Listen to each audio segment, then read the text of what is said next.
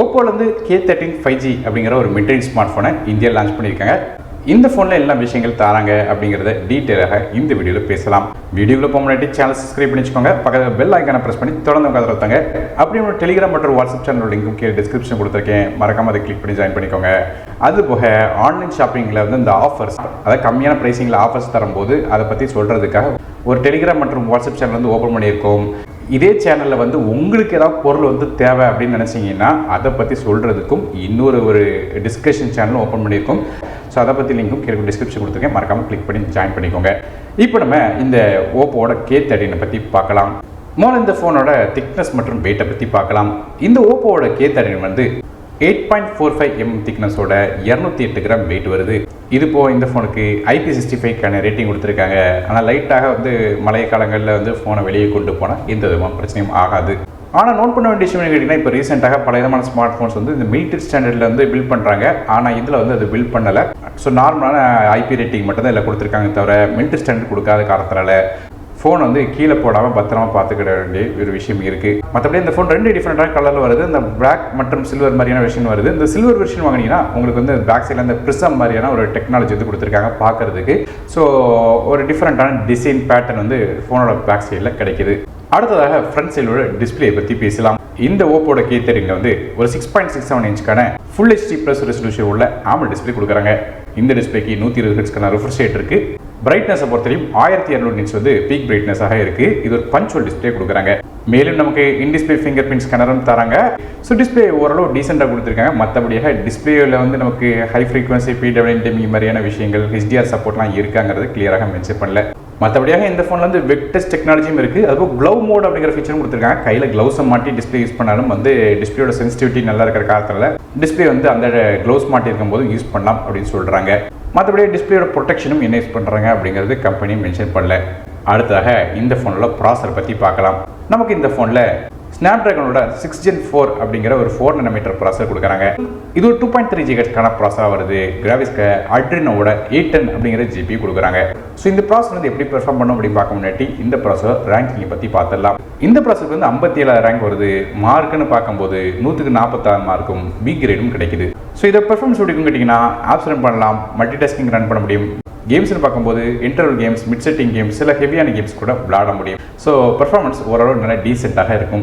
மறுபடியும் கேம்ஸ் ஆடும்போது phone heat ஆகக்கூடாதுங்கிறதுக்காக இதில் ஒரு 5700 mm² வேப்பர் சேம்பரும் 6000 mm² கிராஃபின் ஷீட்டும் ஃபோனோட பேக் சைடில் கொடுக்குறாங்க. RAM மற்றும் இன்டர்னல் ஸ்டோரேஜ் பொறுத்தவரையும் இந்த ஃபோன் ரெண்டு டிஃப்ரெண்ட்டான கான்ஃபிகரேஷன் வருது. அப்படி பார்க்கும்போது 8GB RAM with 120GB storage மற்றும் 8GB RAM 2GB ஸ்டோரேஜ் அப்படிங்கிற ரெண்டு கான்ஃபிகரேஷன் தராங்க.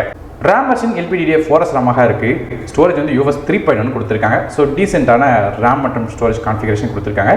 ஸோ சில பிராண்ட்ஸ்லாம் எடுத்துக்கிட்டிங்கன்னா நமக்கு வந்து UFS வெர்ஷன் இன்னும் 2.2 தான் பயன்படுத்துவாங்க. ஆனால் இவங்க 3.1 கொடுத்துருக்கிறது நல்ல விஷயம். மற்றபடி இந்த ஃபோனுக்கு டியூல் சிம் சப்போர்ட் இருக்குது. ஆனால் மைக்ரோ SD கார்டுக்கான சப்போர்ட் கிடையாது. அடுத்ததாக ஃபோனோட OS பற்றி பேசலாம். இந்த ஃபோன் Android 14 பேஸ் பண்ண ColorOS 15 அப்படிங்கிற இன்டர்ஃபேஸ் ரன் ஆகுது. அப்டேட்ஸை பொறுத்தவரையும் இந்த ஃபோனுக்கு 2 வருடத்துக்கான OS அப்டேட்ஸும் 3 வருடத்துக்கான செக்யூரிட்டி பேட்ச் அப்டேட்ஸும் கிடைக்கும் சொல்லிட்டு ஓப்போ நிறுவனம் சொல்லியிருக்காங்க. அடுத்ததாக இந்த ஃபோனில் உள்ள கேமராஸ் பற்றி பார்க்கலாம். ஃபோனோட பேக் சைடு நமக்கு 2 கேமரா கொடுக்குறாங்க. மொதல் கேமரா ஒரு 50 மெகாபிக்சலுக்கான ரியர் ஃபேசிங் கேமரா தராங்க. இது சென்சரோட சைஸை பொறுத்தவரையும் 1/2.88 இன்ச்சுக்கான சென்சராக வருது. அதாவது இது ஒரு ஆம்னிஷனுக்கான OV50D40 அப்படிங்கிற சென்சர் பயன்படுத்துகிறாங்க. கேமராவோட ஆப்பர்ச்சரை பொறுத்தவரையும் இது f1.85 ஆக இருக்குது. மற்றபடி ஆப்டிகல் இமேஜ் ஸ்டெபிலைசேஷன் மாதிரியான சப்போர்ட்லாம் இதில் கொடுக்கல. ஆனால் வீடியோஸ் இருக்கும்போது கொஞ்சம் ஷேக் ஆகும். மற்றபடி ரெண்டாவதாக ஒரு 2 மெகாபிக்சலுக்கான டெப்த் சென்சர் கொடுக்குறாங்க.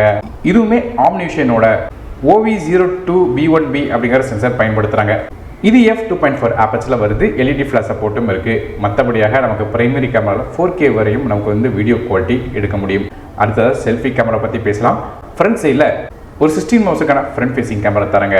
இது சோனியோட IMX480 அப்படிங்கிற சென்சர் கொடுத்துருக்காங்க. இந்த கேமராவோட ஆப்பர்ச்சரை பொறுத்தவரையும் f2.45 ஆக இருக்குது. மற்றபடியாக கேமராஸ்க்குனே டெடிகேட்டடாக சில AI ஃபீச்சர்ஸும் கொடுத்துருக்காங்க. குறிப்பாக சொல்லணும்னு கேட்டிங்கன்னா AI கிளாரிட்டி என்ஹான்சர் அப்படிங்கிற ஃபீச்சர் இருக்குது, கிளாரிட்டி இம்ப்ரூவ் பண்ணுறதுக்கு. அது போக AI அன்பிளருங்கிற ஃபீச்சர் இருக்குது, பிளரான ஃபோட்டோஸ்லாம் கொடுத்தீங்கன்னா கிளியர் பண்ணுறதுக்கு. இது போய் AI ரிஃப்ளெக்ஷன் ரிமூவர் அப்படிங்கிற ஃபீச்சர் இருக்குது. ஃபோட்டோஸில் ஏதாவது ரிஃப்ளெக்ஷன், அந்த கிளாஸோட ரிஃப்ளெக்ஷன்ஸ்லாம் இருந்தால் எடுக்கிறதுக்கு. அது மட்டும் இல்லாமல் வழக்கமாக எல்லா ஃபோன்ஸ்லையும் பார்க்குற ஏஐ இரேசர் ஃபீச்சரும் இருக்குது. தேவையில்லாத ஆப்ஜெக்ட் ஏதாவது ஃபோட்டோஸ்லாம் இருந்துச்சுன்னா அதை அழிக்கிறதுக்கு இதே மாதிரியாக ஏஐ ஃபீச்சர்ஸ் இந்த ஃபோனில் இருக்குது. ஸோ இதான் ஃபோனோட கேமராஸாக இருக்குது. மற்றபடியாக இந்த ஃபோனில் ஐஆர் சென்சர் கொடுக்குறாங்க. ஆனால் ரிமோட்டை கூட உங்கள் ஃபோனை யூஸ் பண்ண விட முடியும். நமக்கு வீட்டில் உள்ள டிவி, ஏசி மாதிரியான விஷயங்கள் எல்லாத்தையும் ரிமோட் மூலமாக கண்ட்ரோல் பண்ணிக்கிட முடியும். அடுத்த ஃபோனோட ஆடியோஸ் பற்றி பேசலாம். இந்த ஃபோனில் நமக்கு வந்து யூஎஸ்பி டைப்-C ஆடியோ தராங்க. ஸ்டீரியோ ஸ்பீக்கர் சப்போர்ட் இருக்குது. மற்றபடி நெட்வொர்க்ஸ் பற்றி பேசலாம். இந்த ஃபோனில் நமக்கு 5Gக்கான SNS சப்போர்ட், டியூல் 4Gக்கான VoLTE, Wi-Fi 6, Bluetooth 5.2, GPS மாதிரியான விஷயங்கள் கொடுக்குறாங்க. பேட்டரிஸை பற்றி பார்க்கலாம்.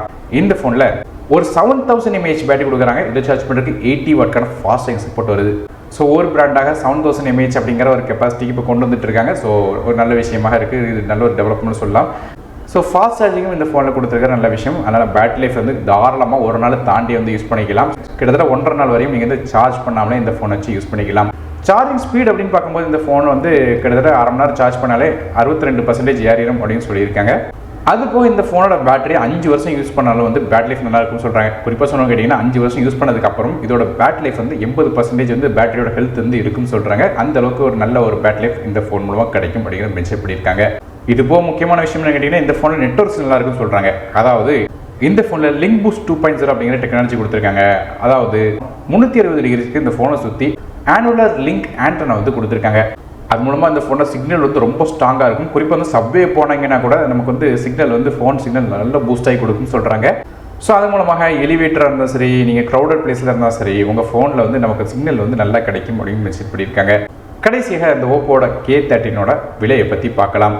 இந்த phone 8GB RAM with 120GB storage விலை 17,999க்கும், அதே 8GB RAM 2GB ஸ்டோரேஜ் விலை 19,999 அப்படிங்கிற விலையில் வந்து இந்த ஃபோன் விற்கிறாங்க. ஃப்ளிப்கார்ட் மாதிரியான மேஜர் ரீட்டெயில்ஸில் இந்த ஃபோன் கிடைக்கும்னு சொல்கிறாங்க. இதோட லிங்க்ஸ் வந்து கீழே டிஸ்கிரிப்ஷனில் கொடுத்துருக்கேன். ஃபோன் வாங்கணும்னு நினச்சிங்கன்னா அதை கிளிக் பண்ணி வாங்கிக்கலாம். ஸோ ஓவராலாக பார்க்கும்போது ஃபோனோட பாசிட்டிவ் நெகட்டிவ் அப்படின்னு பார்த்தீங்கன்னா நமக்கு வந்து டிஸ்பிளே ஓரளவு நல்ல டிஸ்பிளேயாக கொடுத்துருக்காங்க. ரொம்ப பெரிய லெவலில் HDR மாதிரி சப்போர்ட்லாம் எந்த மாதிரி தெரியல. ஆனாலும் டீசெண்டான AMOLED டிஸ்பிளே கொடுத்துருக்காங்க. ப்ராசர் நல்ல டீசெண்டான ப்ராசராக இருக்குது. நெட்வொர்க் நல்ல கேப்பபிலிட்டியோடு இருக்குது. ஆனால் நோட் பண்ணி கேட்டிங்கன்னா பேக் சைடில் வந்து கேமரா நல்லா இருக்குது. ஆனால் ஆப்டிக்கலி ஸ்டெபிலைஸ் சப்போர்ட் கிடையாது. அவங்க வீடியோஸ்லாம் எடுக்கிறீங்கன்னா அவங்களுக்கு வந்து கொஞ்சம் இந்த ஃபோன் செட் ஆகாது. மற்றபடியாக ஓரளவு பெர்ஃபார்மன்ஸ் கொடுக்கக்கூடிய நல்ல பேட்டரி லைஃப் உள்ள ஃபோன் வேணும்னு நினச்சிங்கன்னா இந்த ஃபோன் நீங்கள் ட்ரை பண்ணி பார்க்கலாம். ஸோ கண்டிப்பாக வந்து ஒரு மாடரேட்டான கேமிங், அது போக வந்து ஒரு நல்ல பேட்டரி லைஃப் வந்து இந்த ஃபோன் மூலமாக கிடைக்கும். டிஸ்பிளேயும் ஓரளவு டீசெண்டாக கொடுத்துருக்காங்க.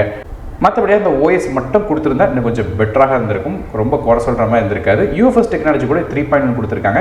ஒரு டீசெண்டாக ஸ்பெக்ஸ் வந்து இதில் இருந்து கொடுத்துருக்காங்க. குறிப்பாக சொன்ன கேட்டிங்கன்னா ரொம்ப நாளைக்கு அப்புறம் ஓப்போலேருந்து ஒரு டீசெண்டான ஃபோன் வந்து லான்ச் பண்ணியிருக்காங்க. ஸ்பெக் வந்து டீசெண்டாக வந்து கொடுத்துருக்காங்க. ஸோ நீங்கள் இந்த ஓப்போட K13 5G ஃபோனை பற்றி நினைக்கிங்க அப்படிங்கிறத கீழே கமெண்ட் செக்ஷன் மென்ஷன் பண்ணுங்கள். வீடியோ பிடிச்சினா ஒரே லைக் கொடுத்துருங்க. உங்கள் ஃப்ரெண்ட்ஸ் ஷேர் பண்ணி விடுங்க. நானும் டெக் தமிழுக்காக மற்றொரு வீடியோ சந்திக்க வரை நன்றி, வணக்கம்.